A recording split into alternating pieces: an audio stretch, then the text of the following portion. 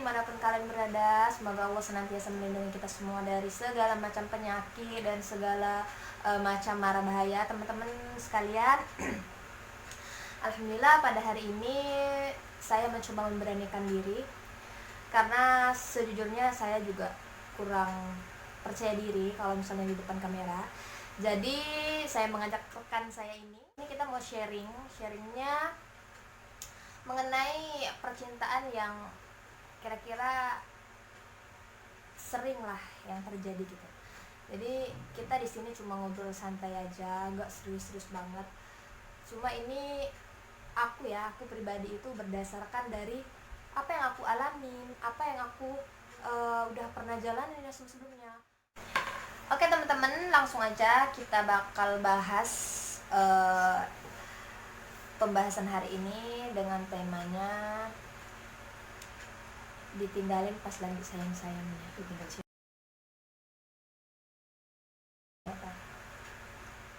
Pasangan kita selalu dari kemana-mana juga udah pasti yang selalu teman-teman. Aku sendiri juga pasti punya masa lalu, dan masa lalu itu juga pernah aku alamin yang kejadian kayak gini. Aku saat itu ya lagi sayang-sayangnya, lagi gimana ya, merasa bener-bener dijadiin ratu lah sebagai perempuan tuh nggak pernah ya. Waktu itu aku di umur 20-an ke atas, 21-an gitu, 22-an.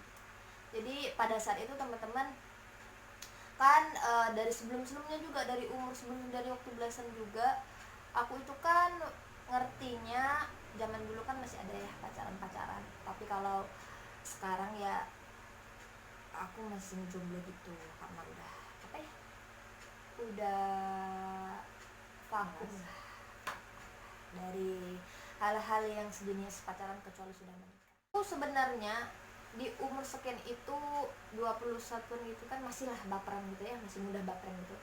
Tapi nggak separah sebelum-sebelumnya. Itu aku ditinggalin pas lagi sayang-sayangnya, pas lagi cinta-cintaannya. Alasannya yang ya udahlah gitu, karena kita masih pelajar aja pada saat itu.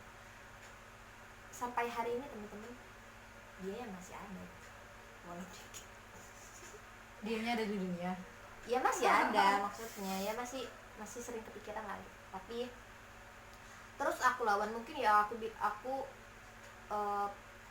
yakinin diri aku sendiri, oh mungkin itu hanya terobsesi aja. Aku sebenarnya mudah jatuh cinta loh teman-teman, mudah jatuh cinta, mudah sakit hati, mudah sedih gitu. Tapi makanya sekarang aku coba ngendalin diri aku. Ditinggalin pas lagi sayang-sayangnya itu menyakitkan loh teman-teman, banget. Jadi jangan sampai deh kalian tuh mudah baperan gitu. Baperan sebenarnya wajar kan ya kan? benar, wajar, itu manusiawi. Manusiawi, tapi ya jangan berlebihan teman-teman. Karena yang namanya berlebihan tuh nggak baik banget buat kita ya. Udah berasa banget ke kita kalau misalnya contohnya aja makan. Kalau misalnya makan berlebihan itu pasti kita kekenyangan. Terus udah kekenyangan kita nggak bisa malas untuk gerak, malas gerak, terus soalnya juga ketinggalan juga karena ngantuk dan lain sebagainya. Itu bener-bener ya anjuran Nabi Muhammad SAW itu benar-benar menjadi acuan untuk kita, karena memang hidup itu ya sewajarnya aja gitu. mencintai orang sewajarnya saja, Iya, membenci orang sewajarnya saja. Karena bisa jadi orang yang kamu cintai itu akan menjadi orang yang kamu benci, dan begitu pun sebaliknya gitu. Jadi menurut kamu gimana mengenai ditinggalin pas lagi sayang-sayangnya? Pernahkah kamu mengalami?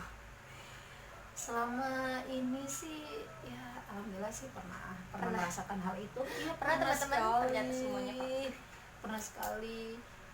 Udah lagi sayang-sayangnya, udah menjalin hubungan, tiba-tiba putus, tiba-tiba menjauh, saling menjauh. Pernah, karena mungkin ada beberapa hal. Cuman kita harus positive thinking saja. Oh berarti itu yang terbaik menurut Allah, berarti dia itu bukan orang yang terbaik. putus itu kategori apa? Maksudnya putus itu karena ada hubungan pacaran gitu, atau putus putus apa ya, komunikasi? Iya, dua-duanya putus komunikasi, dia juga nggak mau komunikasi sama kita gitu kan. Tapi itu tadi, kita harus berpikir positif sama Allah, kita harus husnuzon sama Allah gitu kan, karena berarti dia itu bukan yang terbaik menurut Allah. Pasti insya Allah Allah itu akan memberikan yang terbaik, ataupun Allah itu akan menggantikan lagi dengan yang lebih baik daripada dia. Tapi pasti ya pas aku saat itu kita sedih banget gitu ya, pasti sedih banget kita mikirnya, ya Allah itu jahat, Allah itu gini gini gini dan lain sebagainya, padahal kita udah sayang sayangnya, saya itu tidak pernah menemukan orang yang lebih daripada dia, saya ini begini begini begini begini. Nah itu salah sekali. Nah karena pada saat kita PDKT sama orang itu, kita itu tidak ingin membuka hati untuk orang lain gitu kan. Jadi akhirnya orang yang baik selain dia itu kita tutup, hati kita tertutup gitu, karena kita sudah terisi oleh orang tersebut gitu. Akhirnya orang lain yang ingin mengenal kita, padahal orang itu lebih baik daripada dia, kita tidak mau karena kita sudah punya komitmen sama orang tersebut gitu. Nah kemudian selain kita berpikir positif sama Allah, kita harus juga mengikhlaskan juga. Ikhlas itu memang susah ya, tapi Iya, pahalanya susah, luar biasa. tapi pahalanya luar biasa, benar. Insya Allah kita coba dari sekarang, kalau misalnya kita ingin benar-benar ingin melupakan dia gitu, kita tidak usah follow akun Instagramnya dia, follow FB-nya, bahkan menyimpan nomornya pun sekalian Gak usah dah. tidak usah. Iya, menyimpan nomornya, terus menyimpan gambarnya juga gitu. Pernah Pokoknya lo analis. chat-chatan gitu, itu kalau bisa itu harus dihapus gitu. Pernah lo. Nah karena itu memicu kita itu untuk mengingat lagi dia. Aduh, iya chatan gue ini kemarin gini. Jadi ingat lagi. Terus fotonya juga, oh iya kemarin dia ngirim foto begini. Kalau kamu ingin bergerak, kalau kamu ingin move on, hapus fotonya, hapus kontaknya, bila perlu blokir saja, tidak masalah. Itu akanlah mengikhlaskan. Nah kemudian kita juga harus bergaul dengan orang-orang yang positif. Nah itu wajib. Orang-orang yang memberikan pengaruh positif kita. Tapi bukan berarti kita menilai setiap orang tuh mega ada yang Iya, enggak juga. gitu. Tapi kita ya bisa menilai ya, apakah dia bisa berpengaruh baik terhadap kita atau enggak gitu ya, kita bisa milih, kita bebas memilih. Berteman kita dengan siapa aja ya, tapi kita usahain yang baik-baik lah gitu terhadap dia juga terhadap kita gimana. Jadi kita saling memberikan hal yang positif. Kalau misalnya menurut kita dia negatif, ya kita jangan sampai merendahkan dan lain sebagainya. Jadi kita harus saling saling memberikan ya motivasi gitu. Barangkali ketika anggapan kalau misalnya kita beranggapan kita itu nggak baik lah misalnya ya, tapi bukan berarti kita merasa diri kita paling baik aja ya sekarang enggak. Tapi kita bisa nilai aja gitu, mereka bisa nggak berpengaruh baik ke kita, burukkah dia gitu. Ya kita nggak bisa nilai seseorang itu buruk, selalu buruk enggak. Tapi kita bisa nilai sendiri aja, itu privasi kita sendiri, pribadi kita sendiri. Kita bisa menilai seseorang itu ya bebaslah bagaimana kita menilai. Tapi insya Allah semuanya teman-teman sekalian insya Allah baik-baik semua ya, hidup semua ya. Terus kemudian apa lagi nih? Selain bergaul dengan orang yang positif, kita juga harus mengisi kekosongan kita. Jangan ada waktu yang kosong. Iya, jangan waktu yang akhirnya kita melamun, kita ingat lagi tentang masa lalu gitu. Kalau bisa, kalau misalnya memang di sekitar kalian ada kajian-kajian gitu ya, kajian atau liko gitu, udah silakan datangin, beramai-ramai datang, dengarkan kajian, kalian juga dapat ilmu, kalian juga bisa dapat nilai plus, bergaul dengan orang-orang yang positif. Harus mencari kesibukan yang sekiranya tidak ada waktu kalian untuk memikirkan dia, begitu benar ya teman-teman ya. Nah selanjutnya ini yang paling penting sekali, yang paling penting banget ya, dari tadi tips-tips yang di atas itu adalah sholat hajat. Lakukan sholat hajat ya. Kalau misalnya kamu ada kemauan, ada sesuatu yang kamu cari, kamu sholat hajat saja ya. Doanya nanti kalian bisa cari di internet, doa niatnya niat sholat hajat gitu. Nah, jangan lupa sholat hajatnya juga kalau bisa itu 40 hari. Selama 40 hari itu berturut-turut, nggak boleh dikurangin gitu. iya nggak boleh dong, 40 hari itu berturut-turut. Nah, gimana Kak kalau misalnya dalam 40 hari kita itu ada palang merah ya? Iya, gimana? Nanti setelah selesai suci, mandi bersih, kalian lanjutin lagi. Misalnya 20, berarti 21, 22, 23 dan sampai seterusnya. Nah, karena di sini saya juga pernah merasakannya ya, dulu sekali. Tahun 2019, sebelumnya itu ada yang deketin aku gitu. Dia benar-benar mengajak serius, ngajak nikah, cuma aku tolak. Tiba-tiba di tahun 2019 itu dia datang lagi, tapi dia tidak ngajak nikah, cuma kita berteman baik, bagus. Tahu-taunya di situ ada permasalahan. Masalahnya memang menurut aku sih ya biasa aja sih, cuman bagi dia itu luar biasa gitu. Akhirnya di situ kita putus komunikasi. Dari situ dia tidak mau memaafkan aku kesalahanku, dia juga tidak memberitahu kesalahanku apa gitu. Jadi kan kita juga bingung, salah apa sih aku gitu. Akhirnya aku juga bingung. Akhirnya aku lihat di internet, di YouTube gitu kan, aku baca gitu, aku searching gitu kan.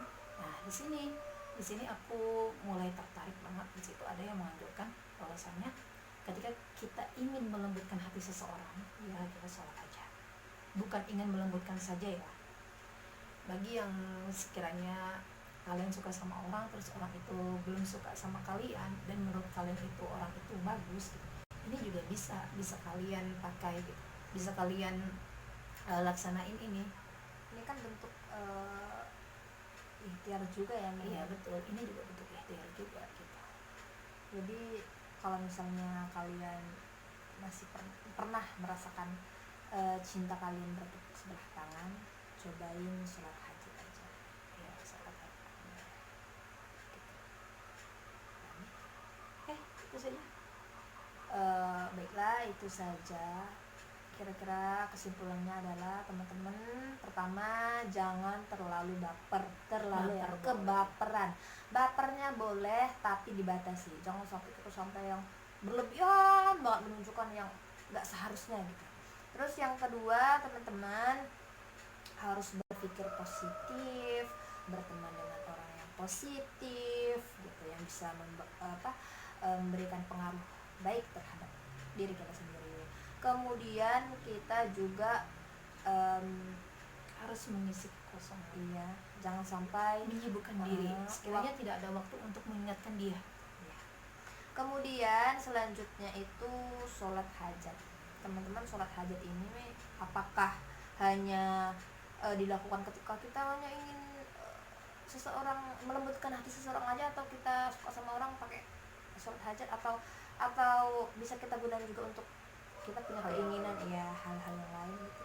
Boleh, karena dulu sewaktu saya masih SMA itu saya sering kan melakukan ini gitu kan, karena saya mau itu lulus dengan baik. Tapi alhamdulillah Allah kabulkan itu karena sholat hajat kita gitu kan, dan akhirnya ya sampai sekarang ini aku udah selesai sekolah juga. Alhamdulillah teman-teman ya.